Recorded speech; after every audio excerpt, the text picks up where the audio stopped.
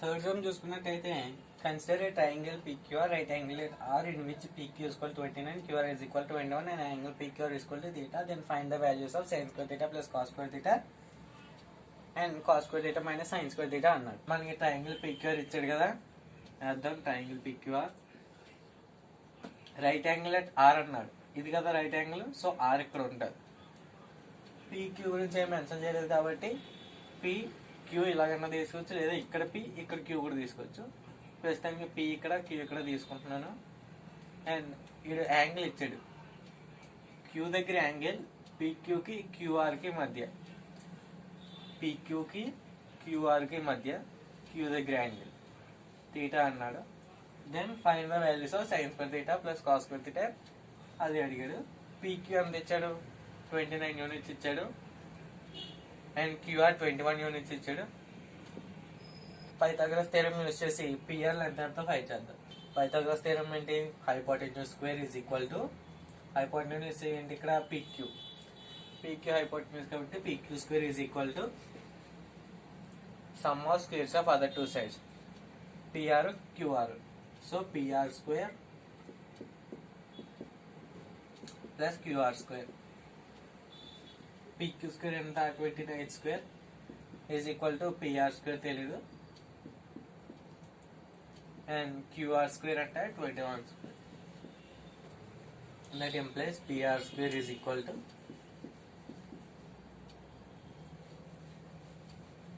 PR square is equal to 29 whole square minus 21 whole square. దీని value ఎంత అంటే 50 into 8 400.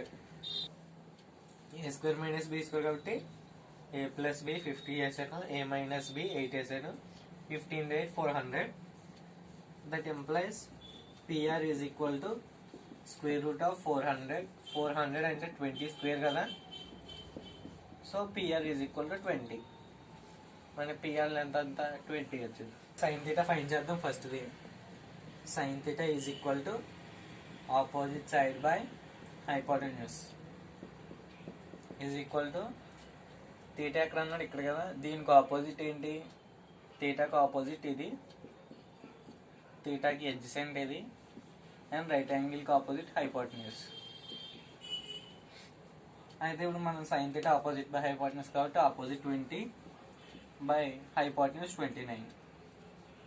అలాగే కాస్ థీటా ఫైండ్ చేద్దాం. Cos theta is equal to adjacent side to theta by hypotenuse. Adjacent అంటే 21 by hypotenuse అంటే 29. First the వాడు sign square theta plus cos square theta అన్నాడు. So first ఇది ఫైండ్ చేస్తున్నాను, sign square theta plus cos square theta is equal to దీన్ని square చేయాలి. 20 whole square by 29 whole square plus 21 whole square by 29 whole square is equal to కింద denominators రెండు same కాబట్టి పైన numerators రెండు add చేయొచ్చు. 20 square plus 21 whole square divided by 29 whole square. మనం ఇందాక చేసేటప్పుడు ఇక్కడ రాసాం 29 whole square minus 21 whole square is equal to 20 whole square. అంటే 20 whole square plus 21 whole square is equal to 29 whole square కదా. అంటే పైన న్యూమరేటర్ ఏమవుతుంది, 29 whole square divided by 29 square is equal to 1. అంటే sine square theta plus cos square theta is equal to 1 వచ్చింది. సెకండ్ది cos square theta minus sine square theta. Cos square theta అంటే 21 whole square by 29 whole square, 21 square by 29 square minus sine square అంటే 20 square by 29 square is equal to 21 whole square minus 20 whole square divided by 29 whole square is equal to 21 whole square minus 20 whole square. ఎంత 21 square ఏమో 441 minus 20 square ఏమో 400 divided by 29 whole square is equal to 41/29 whole square is equal to, దీన్ని simplify చేస్తే ఏమొస్తుంది అంటే 41/841. So మనకి ఏమొచ్చింది, sign square theta plus cos square theta value 1 వచ్చింది. అదే cos square theta minus sine square theta value 41/841. మీరు ఇక్కడ చూసుకున్నట్టయితే cos square theta minus sine square theta అనేది ఒక ఫార్ములా. ఏంటంటే అది cos square theta minus sine square theta is equal to cos 2 theta. ఈ ఫార్ములా గుర్తుపెట్టుకోండి. ఫోర్త్ సమ్ చూసుకున్నట్టయితే నేను triangle ABC right angle at B అన్నాడు. ఏబి లెంత్ ఇచ్చాడు, యాంగిల్ ఏసీబీ ఇచ్చాడు. Determine the lengths of sides BC and AC అన్నాడు. First మనం triangle తీసుకుందాం. ట్రయాంగిల్ ఏబిసి, వాడు రైట్ యాంగిల్ ఎట్ బి అన్నాడు కాబట్టి ఇది రైట్ యాంగిల్. సో ఇక్కడ బి మార్క్ చేస్తున్నాను నేను. అండ్ ఏసీ అనే మనం ఎలా పెట్టుకోవచ్చు, ఏసీ, లేదా ఇక్కడ ఏ పెట్టుకుని ఇక్కడ సి అన్న పెట్టుకోవచ్చు. యాంగిల్ ఏసీబీ 30 అన్నాడు కాబట్టి సి దగ్గర యాంగిల్ ఏసీకి బీసీకి మధ్య, ఏసీకి బీసీకి మధ్య సి దగ్గర యాంగిల్ 30 degrees ఉంటుంది. ఏబీ లెంత్ 5 centimeters ఇచ్చాడు. And BC and AC find చేయమన్నాడు. సో ఫస్ట్ మనకి యాంగిల్ తెలిసింది, దీనికి ఆపోజిట్ సైడ్ తెలిసింది.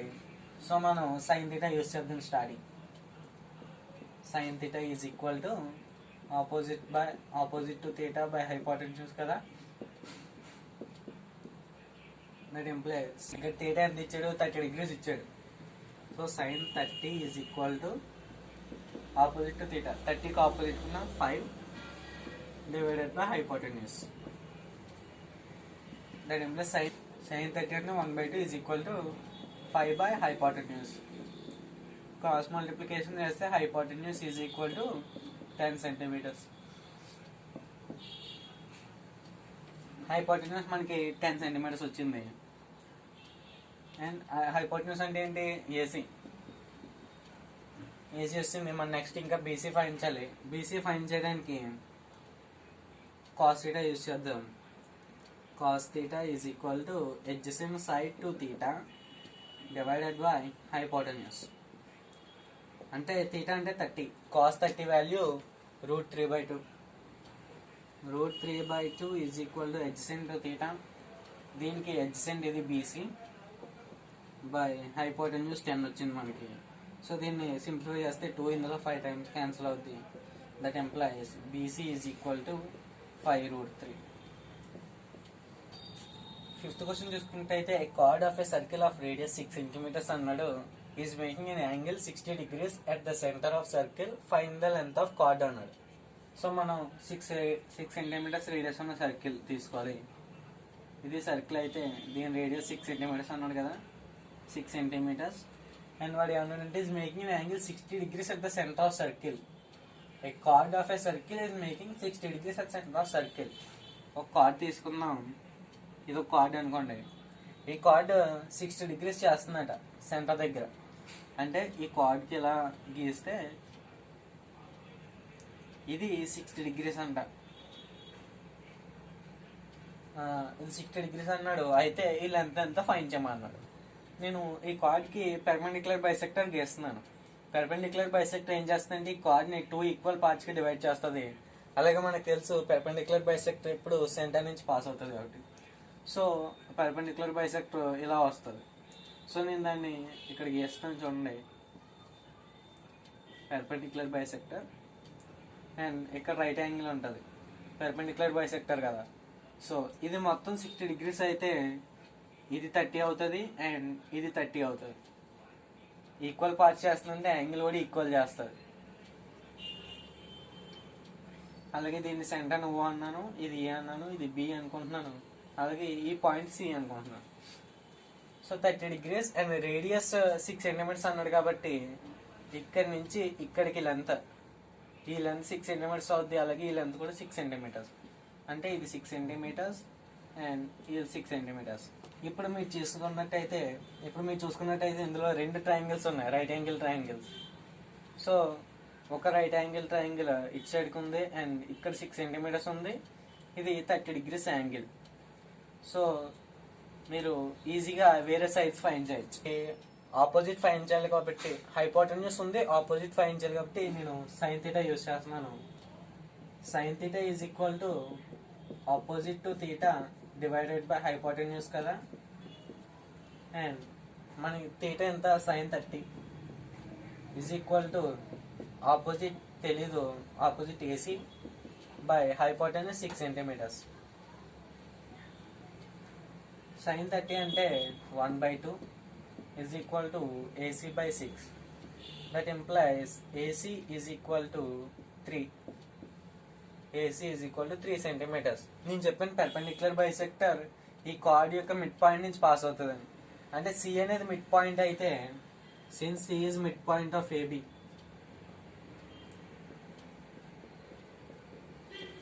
Mid point of AB as OC is perpendicular bisector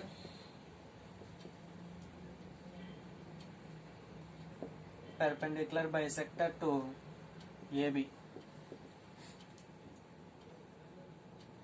ఏమైందంటే AB is equal to AC plus BC, అలాగే C అనేది మిడ్ పాయింట్ కాబట్టి AC ఎంతో BC కూడా అంతే.